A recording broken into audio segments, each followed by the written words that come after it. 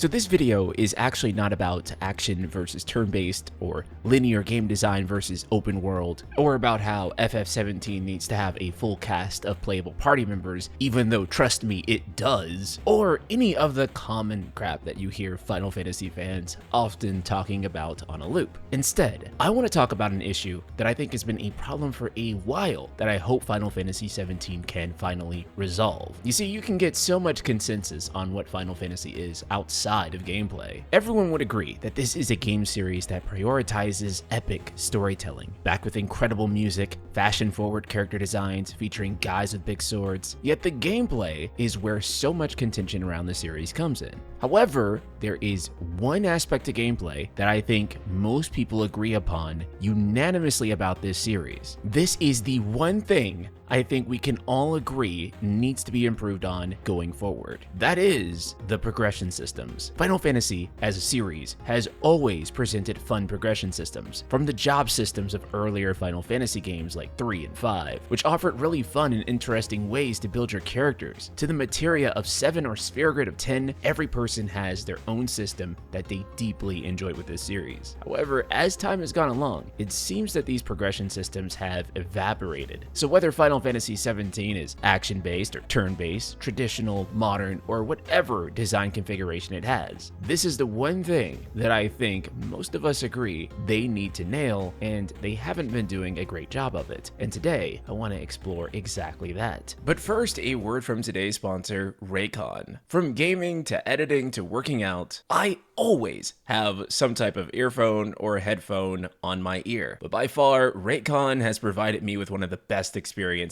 that I've had. They've got active noise cancellation, allowing me to fully focus on whatever I'm doing. What really impressed me though is the battery lasts up to 32 hours with the case, which means I am almost never worried about charging. If I'm in a rush, a quick charge gives me 90 minutes of playtime in just 10 minutes. My personal favorite color is the cool mint here, which looks stylish and vibrant. Another thing I love is how comfortable they are. They even stay secure when I'm moving around, and I can wear them for hours without any ear fatigue. Raycon quality rivals the big premium brands, all without the crazy price tag. It's no wonder why over 3 million people are already in love with them. I highly recommend checking out Raycons today, and you can do so with the link in the description below, or go to buyraycon.com/nightsky. That's buyraycon.com/nightsky, and you will get 20% off site-wide. Final Fantasy's progression systems have always been weird, but they are some of the most fun and interesting aspects of these games. You have systems like the Junction system, which has players drawing magic over and over again in order to fill their stock to get a massive stat boost. If you're knowledgeable enough on this game, it becomes pretty easy to break. And while some people could be very critical of these systems, in fact, people are quite critical of the Junction system, it still always ends up becoming one of the most memorable and intriguing parts of the gameplay overall. Or how about Final Fantasy IX's ability system, where equipment carried unique abilities. Each time you'd equip a new sword or bangle, you'd then fight battles to get enough ability points and slowly internalize that skill. Then, once mastered, that ability became permanent. This created an extraordinarily engaging choice with each weapon,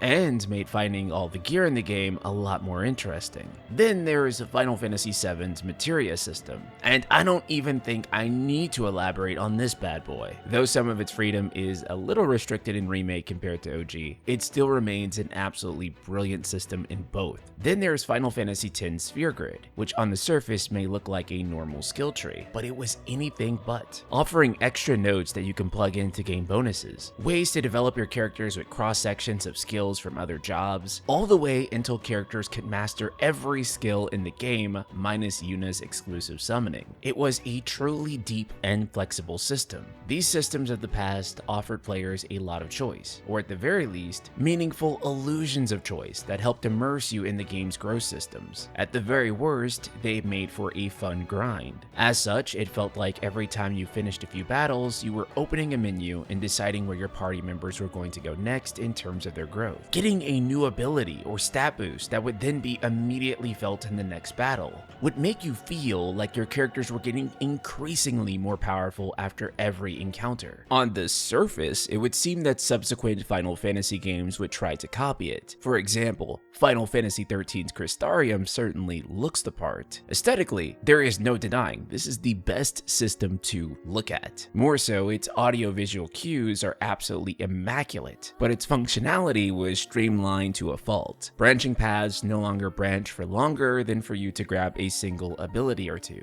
And ultimately, it was all about what role you wanted to level next, rather than any feeling of choice or customization. Although this was slightly alleviated when you unlocked all the roles for the characters, giving you more choice about which roles to pursue leveling up, this doesn't happen until close to the very end of the game, meaning that for the overwhelming majority of it, you are almost entirely restricted. The game also caps off how much you can grind, even further diminishing any real sense of choice. Final Fantasy XV also featured a skill tree, and it is exactly that. It's the type of skill tree that you would see in pretty much any third-person action open-world game, without too much of a unique spin on it. While there's definitely some useful things you can find in there, it's ultimately just derivative. Also, it's one of the progression systems that people talk about the absolute least. I suppose, relative to the many other criticisms of this game, it doesn't particularly stand out. While not original, innovative, or profoundly interesting in any regard, Final Fantasy XV's Ascension Grid does the bare minimum and nothing else. But really, it's with Final Fantasy XVI that I think progression systems hit the most absolute rockiest of rock bottoms possible for this series. When I played the demo for this game and looked at the Sitter Ring for Phoenix, I thought tons of different gameplay abilities, passive and active, were waiting for me. And yes, there were iconic abilities, although those were gated by story progression. Enemies several levels above you were still easily defeated, and even with a massive stat difference, it was all irrelevant. Of course, this extends outside of just the character progression system, but even with the equipment, each sword was just a brand new skin. It didn't functionally do anything new in combat, and where you spent your ability point ultimately never mattered. You were able to respec at any time, so you're mostly just dumping your points into a handful of abilities that you want to use and make them better, which you can rearrange at any time, voiding out any consequence for your choice. Even still, upgrading those abilities might increase damage and stagger output, but it doesn't make a drastic difference in how the game is played overall. There's an argument that Final Fantasy XVI has the least feeling of progression in the entire series, but we have to take a step back and ask, how did we get to this point? Make no mistake, Final Fantasy games have always been extremely accessible games. Compared to other RPGs that can offer much more complex mechanics, FF games have always been a great entry point into the genre as a whole. However, as we look back, it does feel like an attempt to offer a game that is very easy to play. In recent titles, they've likely overshot their target. I mean, FF games were already very easy to play, but recent games have attempted to streamline their complexities even further, and this has led to things like progression systems feeling really shallow. They don't want you to get too deep into the complexities of a growth system or a battle system that has too many complicated facets to it. They want you to ultimately enjoy the narrative. But no matter how good the story of a game is, no matter how focused Final Fantasy is supposed to be on storytelling, a video game at the end of the day is still ultimately a video game. Now, part of what's been fueling this is the game design of these games. Because the way they're designed, they lack good itemization, which is especially true in games like 13 and 16. It might seem unrelated, but it actually isn't. For example, in 16, they wanted to keep the game as a well-balanced hack and slash, where you can't get too overpowered in the same way you can get in a turn-based RPG. But then this also means you can't find items that boost stats or use abilities, all in an attempt to make it as balanced as possible. If you're too overpowered, it doesn't really work too well with hack and slash character action gameplay. Of course, I'm talking specifically about this subgenre of action. Be mindful here that I'm not saying that all action gameplay is like this. Certainly not. In fact, the Final Fantasy VII Re-Trilogy games show that you can keep this in check throughout the experience, all while offering players more freedom on their build options. And Final Fantasy XVII will likely be some sort of action game, just like 15 and 16 before it. Whether it will incorporate a hybrid of command-based elements like 7R remains remains to be seen. However, I think some sense of progression beyond just leveling up and putting points into a very dry, very generic skill tree is something that absolutely needs to be avoided. In fact, I'll go even further and say I don't want any kind of skill tree in this game unless they are literally digging the sphere grid back up from the grave.